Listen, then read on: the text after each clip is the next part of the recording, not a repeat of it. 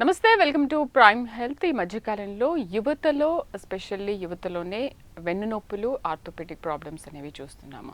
అసలు ఎందుకు యువతలో ఈ సమస్యలు రావడానికి కారణాలేంటి తెలుసుకుందాం. దీనికి ఎటువంటి జాగ్రత్తలు తీసుకోవాలి వివరించడానికి మనతో పాటు స్టూడియోలో ఉన్నారు doctor M Kumar Bhanu, orthopaedic surgeon specialized in robotic. Hello sir, నమస్తే, welcome to our show. Hello అండి, గుడ్ ఆఫ్టర్నూన్. నమస్తే, నా పేరు doctor Kumar Bhanu, orthopaedic surgeon. Okay sir, ఎందుకు స్పెషల్లీ ఈ మధ్య కాలంలోనే మనం యూత్లోనే వెన్నునొప్పులు చూస్తున్నాము? ఆర్థోపెడిక్ అంటే చిన్న ఏజ్లోనే నాకు మోకాళ్ళ నొప్పులు వచ్చేస్తున్నాయి అని అంటున్నారు. సో దీనికి చాలా కారణాలు మీరు చెప్తూ ఉంటారు. ఎస్పెషల్లీ యువతలోనే రావడానికి పర్టికులర్ రీజన్స్ ఏంటి?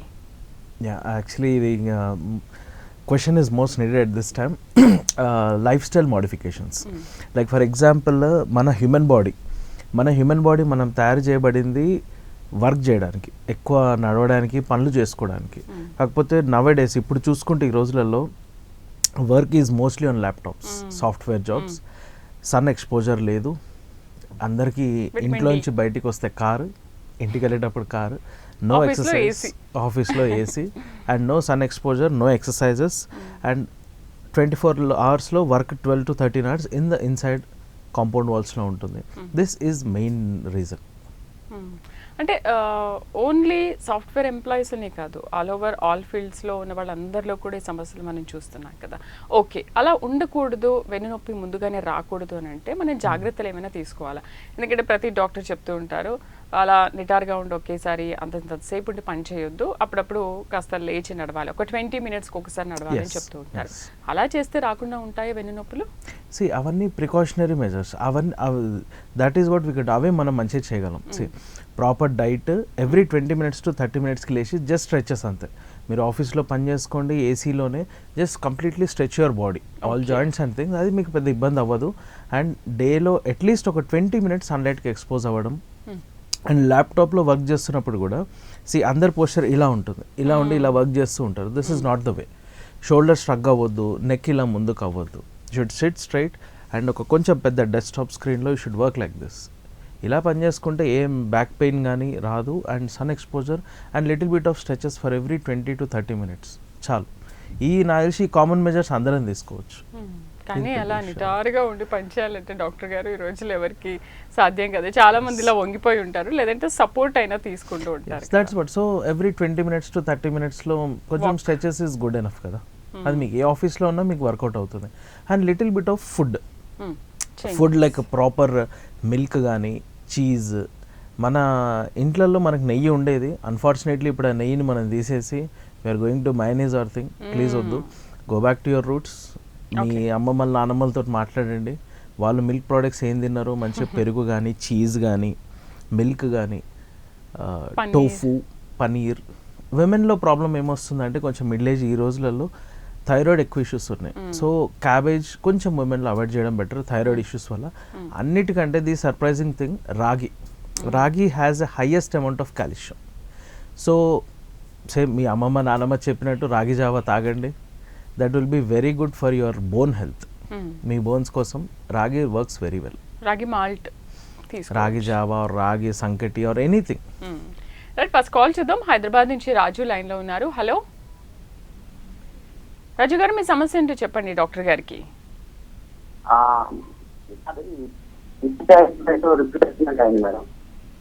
ఏమైంది? టోటల్ రిప్లేస్మెంట్ అయింది. హిప్ రిప్లేస్మెంట్ అయింది. Okay, replacement. ఓకే, ఆ తర్వాత ఏమైంది? ఏందో అయితే ఇంత ముందు మనకు రిప్లేస్మెంట్ చేయకముందు ఉన్న కాలు ఎన్ని సంవత్సరాలు పనిచేస్తే ఇది మెటల్ అనే దాని కొరకు ఫోన్ చేస్తాను. Okay okay. నార్మల్లీ రాజు కదా పేషెంట్. రాజు గారు, మీకు మీ ఏజ్ ఎంత అండి ఇప్పుడు? మీ వయసు ఎంత ఇప్పుడు? ఏజ్ ఎంత? 49. ఓకే. నార్మల్లీ ఈ ఏజ్లో 49 ఏజ్లో హిప్ రిప్లేస్మెంట్ వరకు వెళ్ళిందా అంటే దాన్ని ఎవాస్కులర్ నెక్రోసిస్ అంటాము. మనకి హిప్ జాయింట్ ఇలా ఉంటుంది, బాల్ అండ్ సాకెట్ జాయింట్ అని ఇట్లా. సో హెడ్కి బ్లడ్ సప్లై అయిపోవడం వల్ల సరిగ్గా వెళ్ళక హెడ్ అనేది నెక్రోసిస్ అవుతుంది. నెక్రోసిస్ అంటే చనిపోవడం అనుకోండి తెలుగులో ఒక మిషన్లో, బ్లడ్ సప్లై లేక. సో దాన్ని హిప్ రిప్లేస్మెంట్ సర్జరీ చేయాలి. ఇందులో నార్మల్ ఇంప్లాంట్స్ 2-3 టైప్స్ ఉంటాయి. మెటల్ ఉంటుంది, సిరామిక్ ఉంటుంది. So any hip replacement surgery ఈరోజు చేసిన తర్వాత 99% ఆఫ్ ఆల్ ద పేషెంట్స్ రేపే నడుస్తారు. హిప్ రీప్లేస్మెంట్ అనగానే చాలా పెద్ద surgery. Yes, it is a very big surgery. కానీ భయపడాల్సిన అవసరం లేదు. మీకు ఈరోజు సర్జరీ అవుతుంది, రేపు మీరు నడుస్తారు, ఎల్లుండి ఇంటికి వెళ్ళిపోవచ్చు. So just 2 days hospital stay and physiotherapy ఒక 2 to 3 weeks ఉంటుంది. అండ్ మనకు టెక్స్ట్ బుక్ లైఫ్ వాళ్ళు చెప్పేది వేరే ఉంటుంది. అండ్ ప్రాక్టికల్లీ పేషెంట్స్కి I have seen 15 to 20 years పేషెంట్లకి ఏ ఇబ్బంది లేకుండా బాగుంటుంది. ఇంప్లాంట్స్ వైజ్ మెటల్ కొంతమందికి యంగ్ ఏజ్లో, ఇప్పుడు 49, హీజ్ యంగ్ ఏజ్. సో వీళ్ళకి సిరామిక్ ఇంప్లాంట్స్ అవి వాడుకుంటే కొంచెం లాంగ్ లైఫ్ కూడా ఉంటుంది. అండ్ హిప్ రిప్లేస్మెంట్ తర్వాత కాలు ముడుచుకొని కింద కూర్చోవచ్చు, లేవచ్చు, మీ వర్క్స్ అన్ని చేసుకోవచ్చు. చాలా మందికి రిప్లేస్మెంట్ తర్వాత మనం అసలు కాలు మడవడానికి కూడా రాదేమో, మన కింద కూర్చోవద్దు అని. చాలా మంది అడ్వాన్స్ టెక్నాలజీ పరంగా చూస్తే మనం కూర్చోవచ్చు and your life will be as normal as before. Bike నడుపుకోవడం కానీ, కార్ నడుపుకోవడం కానీ, మెట్లు ఎక్కడం కానీ, కింద కూర్చోవడం కానీ, లేవడం అన్నీ చేసుకోవచ్చు. ఇదంతా ఇప్పుడు ఒక 1 week తర్వాత ప్రాపర్ ఫిజియో చేశాక అట్లీస్ట్ ఒక 1 month తర్వాత ప్రాపర్ ఫిజియోథెరపీ చేసుకుంటూ ఉంటే ఆఫ్టర్ సర్జరీ 1 month తర్వాత you will be as normal as possible. One of my patients ఏంటంటే కోవిడ్ తర్వాత యంగ్స్టర్స్లో చాలా ఎక్కువ అయిపోయింది. అంటే చెప్పుకోవడం స్టీరాయిడ్ యూజ్ వల్ల అని అంటాం, కానీ ప్రాపర్ వై అనేది సైన్స్కి ఇంకా there is no answer. Proper why avascular necrosis అనేది, but we attribute to steroid. మనం స్టీరాయిడ్స్ అని అనుకుంటున్నాం. యంగ్ ఏజ్ ఆఫ్టర్ కోవిడ్ ఈ 4 yearsలో ఐ థింక్ నేను 20 to 30 years ఏజ్ గ్రూప్ వాళ్ళకి more than 50 peopleకి నేను సర్జరీ చేసినాను, బిట్వీన్ 20 to 30. అండ్ కొంతమందికి పెళ్ళి అయింది, వాళ్ళ పిల్లల్ని కూడా కన్నారు, దే ఆర్ వర్కింగ్ నౌ, వేరే కంట్రీలో కూడా they are working. So life will be as normal as before. మీకు ఇది వరకు జీవితం ఎలా ఉండని ఇప్పుడు అలానే ఉంటుంది, అందులో ఏమి ఇబ్బంది. ఓకే, నీ రిప్లేస్మెంట్ కానీ హిప్ రిప్లేస్మెంట్ ఏదైనా కూడా ఇప్పుడు రోబోటిక్ స్పెషలైజ్డ్ కదా మీరు కూడా దీంట్లో. అయితే మామూలు రిప్లేస్మెంట్కి రోబోటిక్కి ఉన్న తేడా ఏంటి? రోబోటిక్లో మనం ఇంకా 1 month కంటే ముందే కూడా వెళ్ళిపోవచ్చా? చాలా మంది అడ్వాన్స్డ్ వచ్చింది కాబట్టి అలా ఆలోచిస్తూ ఉంటారు. లేదండి, సి ఎనీథింగ్ రోబోటిక్ కానీ నార్మల్ కానీ ఇంకా ఏవి పని చేయట్లేదు, surgery is the only option అన్నప్పుడే విల్ గో ఫర్ రోబోటిక్స్. అంటే విల్ గో ఫర్ సర్జరీ. అయితే సర్జరీలో రోబోటిక్స్ మన ఇండియాలో లైక్ ఒక 10 years నుంచి ఉన్నాయి. హైదరాబాద్లో మనకు ఒక 2-3 years నుంచి చాలా ఎక్కువ అయిపోయినాయి, అందుబాటులో రావడం, అవైలబిలిటీ ఉండడం.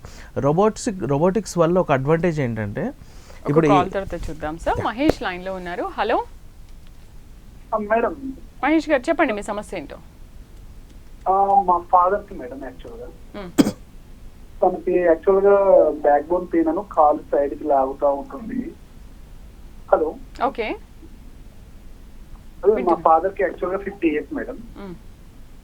తనకి బ్యాక్ బోన్ పెయిన్ అను వెడం కాలు లైట్ గా నరం లాగుతూ ఉంటుంది.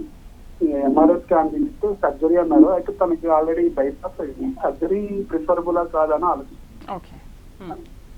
గుడ్ క్వశ్చన్ ఇది. యా, సి నార్మల్లీ బ్యాక్లో ఎట్లుంటుందంటే మన స్పైన్లో ఇప్పుడు తను చెప్పడం వాళ్ళ ఫాదర్ అంటే ఏమవుతుందంటే, ఇప్పుడు యంగ్స్టర్స్లో ఓన్లీ డిస్క్ బల్జే ఉంటుంది. అన్లైక్ ఒక యాక్సిడెంట్ అవుతే తప్ప బోన్స్ బాగానే ఉంటాయి యంగ్స్టర్స్లో, ఓన్లీ డిస్క్ బల్జ్ ఉంటుంది మెయిన్లీ ఇన్ సాఫ్ట్వేర్ పీపుల్ వీళ్ళకి. అండ్ తను చెప్పడం వాళ్ళ ఫాదర్ అంటే పెద్ద ఆయన ఉండొచ్చు, +50 or +55. వీళ్ళకి ఏమవుతుందంటే డీజనరేషన్, అరుగుదల.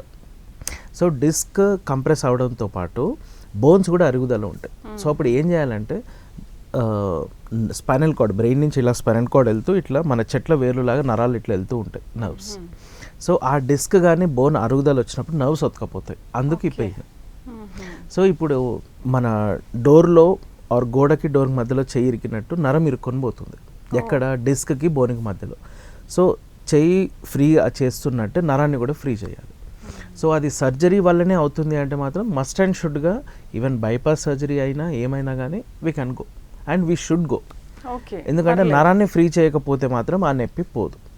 కానీ చాలా మందికి ఈ డౌట్ ఉంటుంది, డాక్టర్ గారు మాకు హార్ట్ ఆపరేషన్ అయింది, స్ట్రోక్ వచ్చింది, మరి మేము ఇది చేయించుకోవచ్చా లేదా, బ్రెయిన్ స్ట్రోక్ వచ్చింది, సో దానికి దీనికి ఒకవేళ అలాంటి ప్రాబ్లం ఏదైనా compare to all the other surgeries, spine surgeries complicated. ఎందుకు అంటే మనకి వెన్నుపూస సర్జరీ చేసేటప్పుడు పేషెంట్ని మనం బోర్లా పడుకోబెడతాం.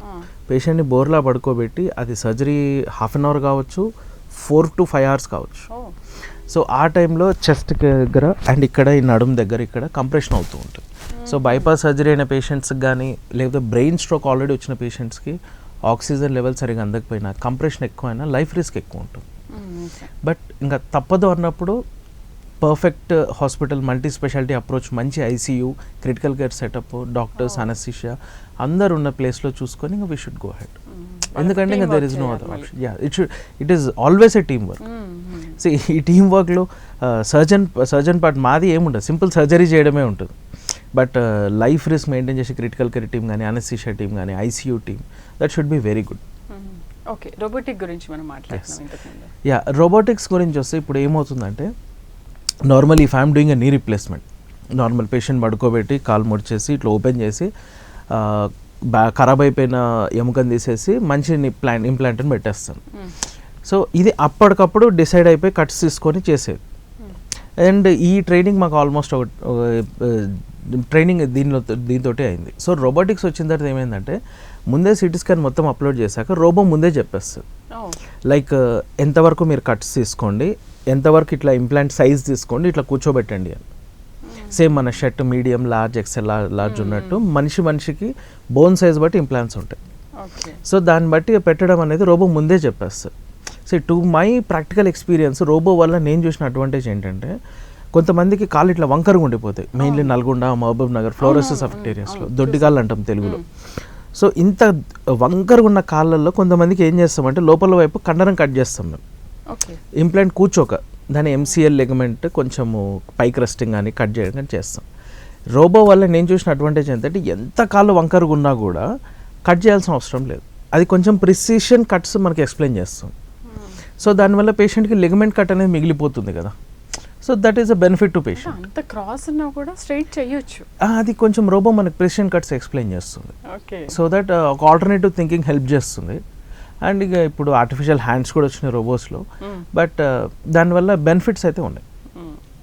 రైట్, నెక్స్ట్ కాల్ చేద్దాం. వెంకయ్య లైన్లో ఉన్నారు. Hello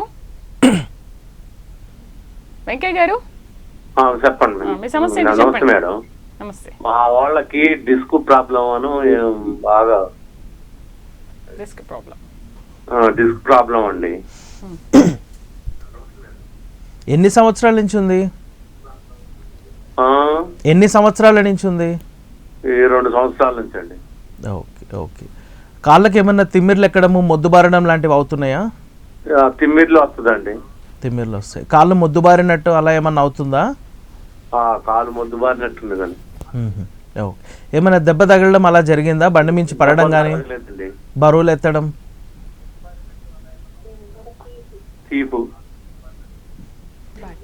okay, back pain. ఏమన్నా దెబ్బ తగలడం కానీ, బరువులు ఎత్తినప్పుడు నడుము పట్టడం జరిగిందా ఏమన్నా? ఏమి లేదండి. ప్రాబ్లం. ఎంత వయసు ఎంత పేషెంట్ది?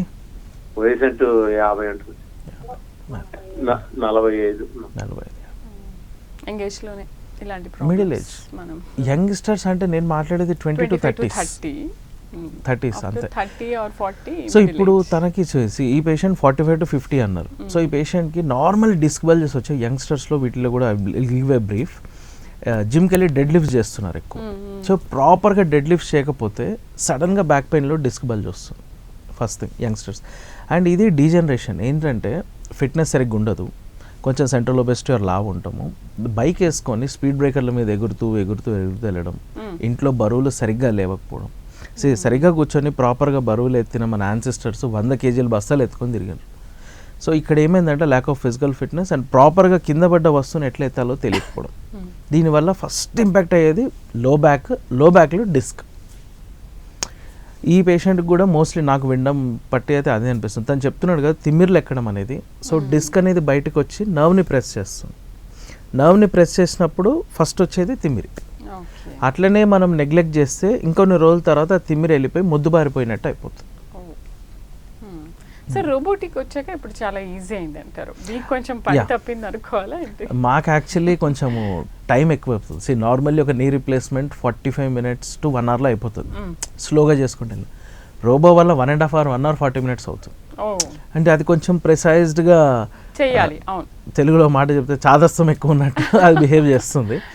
బట్ పేషెంట్కి బెనిఫిట్ ఉంటుంది. నెక్స్ట్ కాల్ చేద్దాం. సురేఖ హైదరాబాద్ నుంచి లైన్ లో ఉన్నారు. హలో సురేఖ గారు.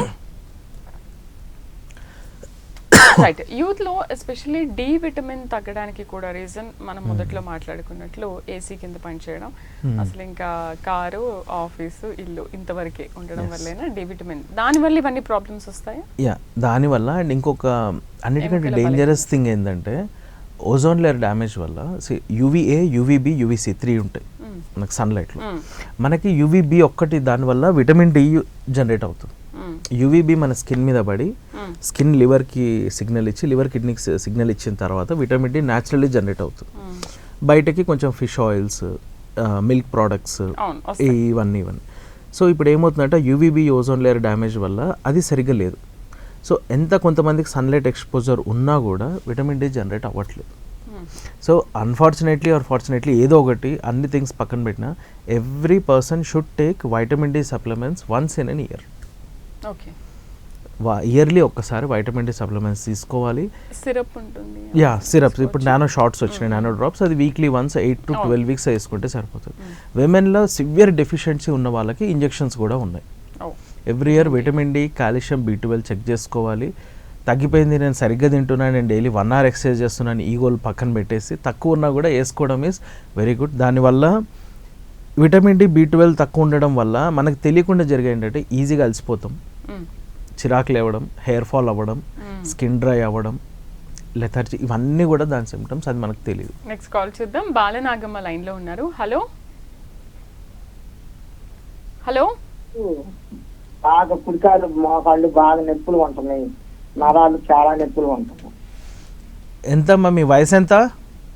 60. ఎప్పటి నుంచి మోకాలు నొప్పులు? 10 ఏళ్ల నుంచి మోకాళ్ళ నొప్పులు. అంటే గుజ్జుకి ఏదో ప్యాకెట్లు ఇచ్చారు హైదరాబాద్ లో, అవి సంవత్సరం మీద 1 నెల వాడతా ఆపుతా. ఇప్పుడు దాకా ప్రాబ్లం ఏం లేదు, కాకపోతే 2 నెలల నుంచి బాగా నొప్పులు ఉంటున్నాయి వాడినా కూడా. నడవడం బానే ఉందా అమ్మా, కుంటున్నారా? నడవటం గడవటం ఏం ప్రాబ్లం లేదు. ఓకే, కాళ్ళ వాపులు కూడా ఏం లేవు కదా? ఏం లేవు, వాపులు లేవు, ఏం లేవు. BP, sugar? షుగర్ ఉందండి. షుగర్ ఉంది, కంట్రోల్లోనే ఉంది కదా? ఏంటండి, మాత్రలు వేసుకుంటే తగ్గుతుంది కదా కంట్రోల్గానే? మాత్రలు వేసుకుంటే ఎక్కువ వాడకూడదు అన్నారని మాత్రలు ఎక్కువ వాడటల్లా. అవి మామూలుగా నొప్పులకి ఆయిల్మెంట్ అదే ట్యూబ్ ఇస్తారు, అది వాడుతున్నారు అనమాట. అయినా కూడా దేని తగ్గటల్లా. ఓకే ఓకే, ఇది లైన్ లో చూస్తున్నాను, అందుకని మాట్లాడుతున్నాను. 60 సంవత్సరాలు కదా, సే అది 60. దీన్ని సేమ్ ఇదే ఏజ్ రిలేటెడ్ ఆస్టియోఆర్థరైటిస్, వయసు రీత్యా మోకాల అరుగుదల. సో నార్మల్లీ మోకాల అరుగుదలకి 3 types ఆఫ్ ట్రీట్మెంట్ వరల్డ్లో, ఎవరు నమ్మినా నమ్మకపోయినా. మందులు, ఫిజియోథెరపీ. సో ఇప్పుడు తను చెప్పినట్టు ఆ ప్యాకెట్స్ ఏంటంటే మోకాల్లో గుజ్జు పెరిగే గ్లూకోజ్ అమినోగ్లైకన్స్ అంటాం, అన్డినిషైడ్ కొలాజన్ టైప్ 2. వాటి వల్ల ఏమవుతుందంటే కొంచెం మోకాల్లో గుజ్జు పెరుగుతుంది. సో అది టాబ్లెట్స్ రూపంలో ఉంటుంది, షాషెట్స్ రూపంలో ఉంటుంది, డైరెక్ట్ ఇంజెక్షన్స్ కూడా ఉంటాయి. కానీ ఇంజెక్షన్స్కి చాలా మంది భయపడతారు డాక్టర్. ఎందుకంటే నేను స్పెషల్ ఒక 3-4 పేషెంట్స్లో నేనే చూశాను అనమాట. అలాంటి ఇంజెక్షన్స్ తీసుకుంటే ఏం కాదు, నొప్పులు తగ్గుతాయని చెప్తున్నప్పటికీ కూడా అమ్మో అసలు భరించలేని నొప్పి ఉంటుంది, మనం అది తీసుకోకపోవడం బెస్ట్ అని చాలా మంది అలా బేర్ చేస్తున్న వాళ్ళు కూడా ఉన్నారు మోకాల నొప్పులతో, భయంతో. సో ఇట్స్ సేఫా? See, injections is useless but it is safe. Injections అనేవి పనికిరావు, అవి దానివల్ల టెంపరీగా ఏదో నొప్పి తగ్గడానికి టెంపరీగా పనిచేస్తాయి తప్ప 1-2 months ఆర్ 1-2 weeks కూడా. Injection is a big business now. నేను మాట్లాడితే చాలా ఇష్టపడరేమో కానీ ఇంజెక్షన్స్ ఈజ్ వెరీ సేఫ్, భయపడాల్సిన అవసరం లేదు, but it is useless. Medicines, physiotherapy తగ్గకపోతే మీరు అన్నట్టు ఇంజెక్షన్స్ ట్రై చేయొచ్చు, but it is useless. Next surgery అంతే. బండి టైర్ ఎలా అరిగిపోతుందో అన్ఫార్చునేట్లీ మోకాలు కూడా అంతే అరిగిపోతుంది. కొత్త టైర్ వేసుకున్నట్టే కొత్త మోకాలు వేసుకోవాల్సి. నెక్స్ట్ కాల్ చూద్దాం. రమేష్ లైన్ లో ఉన్నారు. హలో మేడం, నమస్తే అండి. నమస్తే, మాట్లాడండి సార్. నమస్తే అండి, నా పేరు కాడం రమేష్ అండి, చిత్తూరు. నమస్తే సార్, చెప్పండి సార్. నాకు కొంచెం మోకాలు నొప్పి బాగా లేస్తుంది సార్. ఓకే, మీ వయసు ఎంత? 34 సార్. 34. ఏమన్నా దెబ్బలు తగలడం జరిగిందా మీ మోకాలకి? లేదు సార్, ఒకసారి మెట్ల నడుచుకుంటే బెనికింగ్ సార్. ఓకే, ఇప్పుడు మీకు ఇబ్బంది నడకలో ఉందా లేదా నిద్రపోతున్నప్పుడు కూర్చున్నప్పుడు కూడా ఇబ్బంది అవుతుందా? అట్లేం లేదు సార్, మామూలుగా బెనిఫిట్ సార్. బెనికింది, ఓకే ఫైన్. మాత్రలు ఏమైనా మందులు ఏమైనా వాడుతున్నారా? మా మందులు వాడుతున్నాం సార్ ఒక 50 days నుంచి. ఓకే, పెయిన్ మాత్రం కొంచెం జాయింట్ లో నొప్పి వేస్తుంది సార్. జాయింట్లో నొప్పి లేస్తుంది. ఏమైనా ఎంఆర్ఐ తీసుకున్నారా? ఫిజియోథెరపీ చేయించుకోవడం కానీ ఎంఆర్ఐ? ఒక 15 days తర్వాత రమ్మని చెప్పారు. చూడండి, మీరు 15 రోజులు మందులు వాడినా తగ్గట్లేదు అంటే ఒక్కసారి ఎంఆర్ఐ తీసుకొని చూడండి. ఎందుకంటే ఎముకలకి ఏమైనా ఇబ్బంది అయితే తగ్గిపోయి ఉండాలి. కండరాల్లో ఉంటాయి కదా మోకాళ్ళ లోపల, కండరాలకు ఏమైనా అవస్థ జరిగి ఉండొచ్చు. మోకాల్లో కండరాల అవస్థ చూడాలి అంటే MRI is the best option. అదే ఒకటే ఆప్షన్, ఒకసారి చూయించుకోవడం బెటర్. ఓకే, మెనోపాజ్ తర్వాత కూడా ఆడవాళ్లలో ఎముకలు బలహీనపడము లేకపోతే అరిగిపోవడం అలా జరుగుతూ ఉంటాయి. ఎందుకని, దానికి దీనికి సంబంధం ఏముంటుంది? సరే, ముందు నుంచి మనం ఏదైనా జాగ్రత్తలు తీసుకోవచ్చు. ఒక కాల్ తర్వాత చూద్దాం. మురళి లైన్లో ఉన్నారు. హలో మురళి గారు, రైట్, ఏమంటారు sir? Yeah, see normally menopause తర్వాత విమెన్కి ఏమవుతుందంటే ఈస్ట్రోజన్ అనే ఒక హార్మోన్ ఉంటుంది. ఈస్ట్రోజన్ హార్మోన్ వల్ల విమెన్కి బోన్ లాస్ అవ్వకుండా కాపాడుతుంది. ఈస్ట్రోజన్ అనే హార్మోన్ మన బాడీలో ఎముక ఇరిగిపోకుండా ఆర్ ఎముకలో గట్టిదనం బలం ఉండడానికి హెల్ప్ చేస్తుంది. మెనోపాజ్ తర్వాత ఈస్ట్రోజన్ అనే హార్మోన్ తగ్గిపోతుంది. అది తగ్గిపోవడం వల్ల బోన్ మెయింటెనెన్స్, కాల్షియం మెయింటెనెన్స్ ఎవరు చేసేవాళ్ళు లేరు బాడీలో. సో కాల్షియం అనేది బోన్స్లోంచి వెళ్ళిపోతూ ఉంటుంది. దానివల్ల ఫస్ట్ 4 to 5 yearsలోనే 20 to 30% of bone calcium loss అయిపోతుంది. సో సింపుల్ అండి, దానికి same exercises and calcium supplements, vitamin D supplements తీసుకోవాలి. ఇందాక మీరు అడిగినట్టు వైటమిన్ డి సప్లిమెంట్స్ ఐదర్ షార్ట్స్లో కానీ ఆరల్స్ ఇంజెక్షన్స్లో కానీ కాల్షియం సప్లిమెంట్స్. కొంతమందికి ఇంకా వీక్ ఉంటారు. వీక్ ఉన్న వాళ్ళకి కొన్ని టెస్ట్లు ఉన్నాయి, బోన్ మినరల్ డెన్సిటీ కానీ డెక్సా స్కాన్. ఇవి తీసుకొని కొన్ని ఇంజెక్షన్స్ ఉంటాయి 6 monthsకి ఒకసారి తీసుకునేవి, డినోసోమాబ్ కానీ మోనోక్లోనల్ యాంటీబాడీస్, బిస్ఫాస్ఫోనేట్స్. వీటి వల్ల బోన్స్ అనేవి స్ట్రెంగ్తన్ అవుతాయి. అది ఎప్పుడు తీసుకోవాలి ఆ ఇంజెక్షన్స్? మెనోపాజ్ వచ్చిన తర్వాత every year calcium, vitamin D, B12 test చేయించుకోవాలి. ఓకే, వచ్చిన తర్వాత, మెనోపాజ్ అయిపోయాక. అంటే రాకముందే మనం ఇలాంటి జాగ్రత్తలు రాకముందు అంటే సేమ్ అందరిలాగానే తీసుకోవచ్చు. Women and male both are equal. ఏంది, మనం రెగ్యులర్ చెక్ చేయించుకోవడము, తక్కువ ఉంటే మెడికేషన్స్ వాడడం. బట్ మెనోపాజ్ తర్వాత నేను చెప్పినట్టు ఈ DEXA scan, bone mineral density scan ఇవి చూస్తూ ఉండాలి when ever you feel week. Okay, అంటే ఇప్పుడు అవి తీసుకోవడం వల్ల ఏంటి, మెనోపాజ్ తర్వాత ఎదురయ్యే సమస్యలు మనం కొంతవరకు నివారించుకోగలము? బోన్ స్ట్రాంగ్ అవుతుంది. అంటే ఏమవుతుందంటే ఈస్ట్రోజన్ అండ్ హార్మోన్ లేక ఓకే నాకు కాల్షియం అవసరం లేదు బాడీలో అని చెప్పేస్తుంది. అప్పుడు బాడీ ఏం చేస్తుంది, బోన్స్లోంచి కాల్షియం తీసి బయటికి పంపించేస్తూ ఉంటుంది. సో ఇప్పుడు ఆ బిస్ఫాస్ఫోనేట్స్ కానీ డినోసోమాబ్ నేను చెప్పినట్టు అవి తీసుకోవడం వల్ల ఓకే బోన్ వీక్ ఉంది, బాడీలో కాల్షియం, విటమిన్ డి రిక్వైర్మెంట్ ఉంది అని కిడ్నీకి చెప్పి మనకు బయటికి పంపించకుండా ఆపేస్తుంది. మనం తింటున్న తిండిలో కానీ ఉన్న కాల్షియం, వైటమిన్ డి అంతా వెళ్ళిపోకుండా కిడ్నీ తీసుకొచ్చి బోన్స్లో డిపాజిట్ చేస్తుంది. అలా అంతే. ఈ స్పాండిలైటిస్ ప్రారంభ లక్షణాలు అసలు ఎలా ఉంటాయి? కాల్ తర్వాత చూద్దాం. హలో మురళి గారు, చెప్పండి సమస్య ఏంటి? అది మెడలో చెయ్యి గొంతుకొస్తుందండి. అంటే ఓన్లీ నొప్పిలాగానే లాగుతుందా మీకు, లేదా తిమ్మిరెక్కడం కూడా ఉందా? ఆ కాలు తిమ్మిరి ఉందండి, మట్టి తిమ్మిరేనండి. ఓకే, ఏమన్నా దెబ్బ తగలడం జరిగిందా లేదా దానికంతటా అదే మొదలైందా నొప్పిలు అట్లా? దెబ్బ ఏం తగలలేదండి, మామూలుగా లాగుతుందండి. గట్టి మొక్కలు కనుక మోసేటప్పుడు కొద్దిగా నొప్పి వచ్చిందండి. ఓకే, మీ వయసు ఎంత? 40 సంవత్సరాలు. 40. ఎప్పటి నుంచి ఇది అవస్థ? ఇది 2 నెలలు అవుతుందండి. 2 నెలలు. ఓన్లీ నొప్పిలేనా లేకుంటే తిమ్మిరిలాగా ఏమన్నా వచ్చి మొద్దుబారిపోయినట్టు ఏమన్నా అనిపిస్తుందా, పోట్లు పొడిచినట్టు? ఒక కాలు తిమ్మిరి కాకుండా ఒక కాలు పైకి లేకపోవట్లేదు, మామూలుగా ఈడ్చుకుంటూ వస్తుంది, కొద్దిగా ఈడ్చుకుంటూ వస్తుంది. మందులు వాడుతూ ఫిజియోథెరపీ ఏమైనా చేయించుకున్నారా? మొన్న ఈ స్కానింగ్ తీయాలన్నారండి. ఎంఆర్ఐ స్కాన్ తీయించుకున్నారా? తీసుకోలేదండి, వెళ్దాం అనుకుని మొన్న వెళ్ళాము. ఒక్కసారి ఎంఆర్ఐ తీసుకోండి, ఏమన్నా డిస్క్ ప్రాబ్లం ఉందా లేదా అనేది చూసుకోవాలి. ఓకే రైట్ డాక్టర్ గారు, స్పాండిలైటిస్ అసలు ఎలా తెలుస్తాయి? మనము దానికి గురయ్యామనే సిమ్టమ్స్ ఉంటాయా?